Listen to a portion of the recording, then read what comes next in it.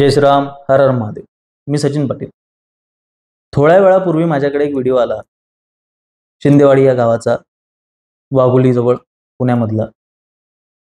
तिथे छत्रपती संभाजी महाराज यांच्या बलिदानानिमित्त बलिदान मास पाळण्यासाठी काही मुलं तिथे गेलेली होती. बलिदान मास ही संकल्पना काय आहे तर श्री शिवप्रतिष्ठान हिंदुस्थान याच्या मार्फत छत्रपती संभाजी महाराजांना आदरांजली वाहण्यासाठी, कृतज्ञता व्यक्त करण्यासाठी, महाराजांचे जे 40 दिवस हालअपेष्टा झाल्यात त्याचा दुखवटा पाळला जातो.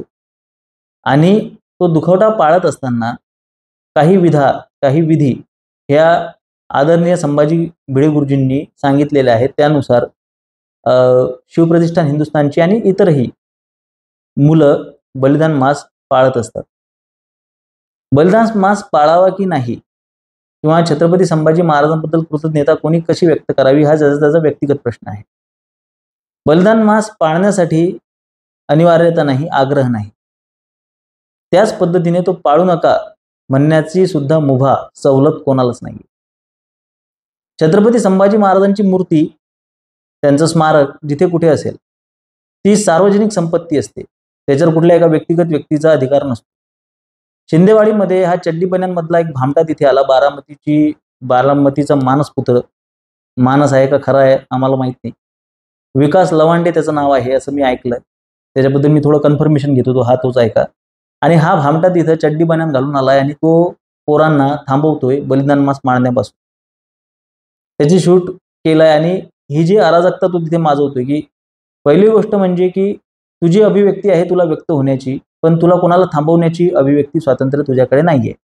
कोणी काय साजरं करावं, कोणी काय साजरं करू नये, कोणी काय पाळावं, कोणी काय पाळू नये, कोणी कुठला कार्यक्रम करावा, तुम्ही शिवजयंतीत दिसले नाही, तुम्ही ह्या कार्यक्रमात कसे, हा विचारण्याचा अधिकार तुला नाही. तू मान्य आहे की बाबा तुला शरद पवारचा बॅकअप आहे, सपोर्ट आहे, याचा अर्थ तू नागळा नाशी आला, तू तो नागळाच. चड्डी बन्यान घालून झाला, चड्डी बन्यान गँगचा मेंबर दिसतोय हा. तू नंगा आहेस, नंगे से खुदा डरे, पर नंगे से खुदा डरे, नंगे से भगवान नाही डरता. आणि तिथं तर साक्षात शंभू आहेत, आमचे शिवप्रभूंचे पुत्र आहेत. शंभू शंकराचा अंश तिथं आहे आणि आम्ही तुला घाबरणार. पण समस्या अशी होती आहे तिथे की मला एका गोष्टीचं फार वाईट वाटलं की तो असं बोलू कसा शकतो. मान्य आहे की बाबा तो कार्यक्रम जो आहे तो जो प्रोग्राम आहे बलिदान मास, ही आयडिया, ही डिझाईन, आता मी थोडेसे कठोर शब्द वापरतो, प्रॅक्टिकल शब्द वापरतो, ही डिझाईन संभाजी भिडे गुरुजींच्या माइंडमधून आलेली आहे, त्यांच्या माइंडसेटमधून आलेली आहे. पण हा प्रश्न तर शंभूराजेच्या माझ्या मधला आहे ना, की मी त्यांचा अनुयायी म्हणून मी कुठल्या मार्गाने त्यांना आदरांजली वाहायची, कुठल्या मार्गाने त्यांना श्रद्धांजली वाहायची, हे मला बाहेरचा व्यक्ती कसा काय सांगू शकतो. बरं, बलिदान मासामध्ये कोणाला शिवे देतायत का? नाही. कुठल्या धर्माचा अनादर करतायत का? नाही. कुठल्या मजहबचा अनादर करतायत का? नाही. काय करतायत? गोडधोड सोडतायत, टक्कल करतायत, शंभू महाराजांच्या तिथं समाधीचं दर्शन घेतलं जात आहे, तिथे जेही काही सोपस्कर केल्या जातात त्याच्यापासून कोणाला काही त्रास आहे का? नाही. मग त्याला विरोध कशासाठी, हा मोठा प्रश्न आहे. दुसरी गोष्ट म्हणजे इथे जी मुलं ते बलिदान मास पाळण्यासाठी तिथे गेलेली आहेत त्या पोरांची पण एक खूप मोठी चूक मला तिथे दिसतीये.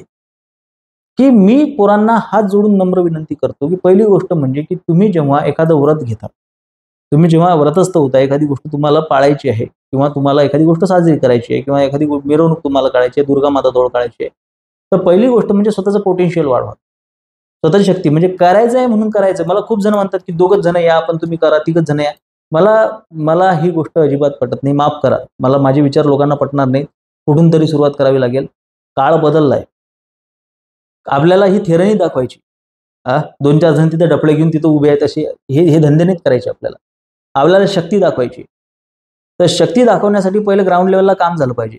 त्या गावातल्या मुलांना माहित नव्हतं का की इथे हा राक्षस आहे, त्या राक्षसाची इथे जास्त शक्ती आहे, तर त्या शक्तीनिशी आपण तिथे उतरायला पाहिजे. तुम्हाला कोणाला थांबवायची टाप कशी काय होते रे? मला एक समजत नाही की तुम्हाला कोणी येऊन अडवू कसं काय शकतंय. आणि तो तिथं भामटा बडबड करतोय. अरे कायदा त्याच्यासाठी आहे, कायदा तुमच्यासाठी पण आहे ना. आणि जर का इथे कायदा काम करत नाही तर घ्या ना कायदा हातात. तुम्हाला जर का कुणी तुमच्या आदराच्या ठिकाणी, तुमच्या आदर्शाच्या ठिकाणी, तुमच्या मानबिंदूच्या ठिकाणी तुम्हाला कोणी अडवतंय, तर तुम्हाला तिथं मी म्हणतो की त्याच्या अंगावर तुझी बन्यान कशी काय राहिली तिथे. तुम्ही कसं काय ऐकून घेऊ शकता की तुम्ही इथे हे करायचं नाही, ते करायचं नाही, हे तो कोणी बाहेरचं येऊन सांगणार आहे का तुम्हाला की कशा पद्धतीने शंभूराजांना तुम्ही आदरांजली व्हायची आहे? तुम्ही कमजोर दिसताय म्हणून तुम्हाला दाबण्याचा प्रयत्न होतोय, हे आपण लक्षात घेतलं पाहिजे. शिवप्रतिष्ठान, हिंदुस्थान असो, बजरंग दल असो किंवा विश्व हिंदू परिषद असो, कुठल्याही संघटनेची, हिंदुत्वादी संघटनेची अशी कमजोर प्रतिमा आपल्याला समाजात उभी करायची नाहीये, हे आपण लक्षात घेतलं पाहिजे. या अशा पद्धतीने तुम्ही तिथे एक तर गुरुजींचा अपमान होतोय, तिथे शिवप्रतिष्ठान हिंदुस्थानचा अपमान होतोय, तिथे पोरांचा अपमान होतोय, तिथे साक्षात शंभू छत्रपतींचा अपमान होतोय. ही गोष्ट आपल्याला लक्षात आली पाहिजे. मी सगळ्या पोरांना एक विनंती करतो की कुठं नवीन जर का कार्यक्रम तुम्हाला चालू करायचा, तिथं गावाचं तिथं तुम्हाला आढावा घेणं गरजेचं आहे. तिथं तुमची पहिले शक्ती वाढवा, तुमची पहिले तिथं शक्ती निर्माण करा. शक्ती निर्माण केल्यानंतर तुम्हाला अशा पद्धतीनं तुम्हाला शंभूराजांबद्दल नाही नाही आम्हाला आदर दाखवायचा, दादा तुम्ही असं कसं म्हणताय, तिथं कोणाला तरी सुरुवात करा. मग हटले कसे काय? मग ते व्हिडिओ शूटिंग करून तुम्हाला काय सिद्ध करायचंय? हटायचं नाही, मरायचं, जाग्यावर संपून जायचं. कन्व्हिक्शननं काम करा, कन्व्हिक्शननं काम करा. आणि त्या विकास लवांडेला विचारायला 4 प्रश्न नाही आहेत तुमच्याकडे. त्याला विचारा ना की बाबा तुला संभाजी भिडे गुरुजी चालत नाही, तुझ्या गळ्यामध्ये माळ आहे, तर उद्या चालून जर का कोणी धर्मावर जर का आक्षेप घेतला तर तू तिथे पण जाऊन सांगतो का? उद्या चालून जर का गावामध्ये ज्ञानेश महाराव आला तर तू त्याला विरोध करशील का? नाही, त्याचे विचार मला पटतात, तो माझा व्यक्तिगत विषय आहे. तो तुझा जर का व्यक्तिगत विषय आहे तर तसा हा आमचा व्यक्तिगत, तुम्ही आर्ग्युमेंट नाही करू शकत का? तुम्ही आम्हा घरी शब्दांचीच रत्ने, शब्दांचीच शस्त्रे यत्न करू, देतो तीक्ष्ण उत्तरे पुढे व्हावयासी बरे. तुम्हाला तीक्ष्ण उत्तर देता येत नाही का? अरे भडव्या, जर का तुला इथे देवा धर्मांवर टीका केलेली चालते, रामायण महाभारताची गरज काय कोणाला आहे, कशाला आहे? देवांचे बाप म्हणवणारा तू मानसपुत्र आहेस आणि तू साल्या आम्हाला शिकवशील का? तुझी लायकी आहे का? तुझी क्षमता आहे का? तुझ्यासाठी ते बरोबर आहे, आमच्यासाठी हे बरोबर आहे, हा प्रत्येकाच्या पॉईंट ऑफ व्ह्यूचा प्रश्न आहे. तू जे सांगतोयस तेच कसं काय बरोबर असू शकतं? ही तुझी दादागिरी कशी काय चालली आहे इथे? तू ही दादागिरी कशी काय करू शकतोस? हमरी तुमरीवर आला तर 2 थोबाडीत मारायची, 2 मुस्कटात द्यायची सुद्धा तुमची क्षमता पाहिजे. त्याची कॉलर बन्यान फाळायची तुमची क्षमता पाहिजे. त्याची चड्डी फाळून त्याला नागडं फिरवायची तुमची क्षमता पाहिजे. नसेल तर तिथं मार खायची तुमची क्षमता पाहिजे. तुम्ही हटताय कशी काय? तुम्ही संपूर्ण जेव्हा तुम्ही स्वतःला हिंदुत्ववादी म्हणता, तुम्ही इथले मालक आहात, तुम्ही या धरतीचे पुत्र आहात. त्या आपला मोठा मालक तिथं बसलाय, ते आपले धाकले धनी आहेत. त्यांच्या समोर एक कुत्रा, एक भडवा येऊन तुमच्या इज्जत काढतोय. तो गुरुजींबद्दल तिथं वाकडा तिकडा बोलतोय. याच्यापेक्षा लाजीरवाणी शर्मीची बाब कोणती असू शकत नाही. आपल्या पोरांना माझं निवेदन आहे, करायचंय म्हणून करायचं नका करू रे. ताकदीनं करा, कन्व्हिक्शननं करा, क्षमतेनं करा. कोणाच्या बापाची कशी काय हिंमत होतीये डोळे दाखवायची तुम्हाला? कोणाची हिंमत कशी काय होतीये? संपूर्ण जगाशी पंगा घ्या. जर तुम्ही एखाद्या मुद्द्यावर ठाम असाल ना, तुम्हाला मनापासून वाटते ना धर्मरक्षणासाठी करणे आटी आमासी, हे माझ्या धर्माच्या रक्षण हतो वा प्राप्स्यसी स्वर्गम जित्वा वा भोक्षसी महिम तस्मात उत्तिष्ठ कोणत्या युद्धाय कृतनिश्चय. मेला तर स्वर्ग, जगलाच तर राज्य आहे.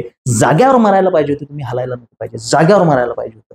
मारून टाकलं असतं. मरा, धर्मासाठी मरा, धर्मासाठी झुंजावे, झुंजून योग्य असे मारावे. मारिता मारिता घ्यावे राज्य आपले. जयाशी वाटे जीवाचे भय, त्याने क्षात्र धर्म करू नये. काहीतरी बघून उपाय पोट भरावे. आपण पोट भरायला तिथे गेलेलो नाहीये. चला, गोष्ट अशी आहे की तुम्हाला घेरलंय, तुमचा जीव वाचवायचा आहे. तिथं कोणीतरी हे आहे की बाबा तुम्हाला 10-15 लोकांनी पकडलंय, 4-5 लोकांनी पकडलंय. तिथे तुम्ही गनिम्या कावा करू शकता, तिथे तुम्ही सटकवू शकता, तिथे तुम्ही माफी मागून तुम्ही हे करू शकता, तिथे तुम्ही कॉम्प्रोमाइज करू शकता. जगाय बचेंगे तो लढेंगे त्या पद्धतीने. पण जेव्हा इथं सार्वजनिक ठिकाणी तिथे शंभूराजांचा अपमान होतोय, पहिले तुम्ही तिथं उतरायला नाही पाहिजे. आणि उतरले तर पूर्ण कन्व्हिक्शनने उतरायला पाहिजे. मी सगळ्या पोरांना विनंती करतो की जर तुम्हाला कुठल्याही पद्धतीने असा जर का कुठलाही आपला हिंदुत्वाचा कुठलाही एजेंडा तुम्हाला तिथे राबवायचा असेल तर पूर्ण ताकदीने, शक्तीनिशी राबवा. अशा पद्धतीने राबवू नका, हे माझी तुम्हाला नम्र विनंती आहे. असा कुठलाही आंडू पांडू गिल्ली दांडू येऊन तुमच्या याच्यात आडवा बोलण्याची त्याची क्षमता नसली पाहिजे. मी नेहमी म्हणतो कायदा हातात घेऊ नका, पण ज्या वेळेस समोरचा कायदा तोडतोय तेव्हा तुम्हाला कायदा तोडायला तुम्हाला भाग पडावंच लागतं. बघू ना, आपण कोर्टामध्ये बघू, केसेसमध्ये बघू, आपण नंतर बघू तो विषय. पहिली गोष्ट म्हणजे पहिला दगड तिकडून आलाय, तो तुमच्या जवळ आलाय, त्याने तुम्हाला विरोध केलाय, तो तुमच्या जवळ आलाय, तो अपशब्द वापरतोय, तो खालीवर बोलतोय. त्याला फोडणं हा धर्म आहे आणि त्याला फोडणं हा कायदा सुद्धा आहे. तू नाही सांगू शकत आम्हाला की काय करायचं काय नाही करायचं. हा पहिला महत्वाचा विषय आहे. होऊ द्यायचं होतं तिथं, जंगी जे होईल ते होईल. अशा पद्धतीचे व्हिडिओ येऊ देऊ नका. मन दुखतं. आपण महाराष्ट्रात राहतोय की पाकिस्तानात राहतोय असा विचार येतोय.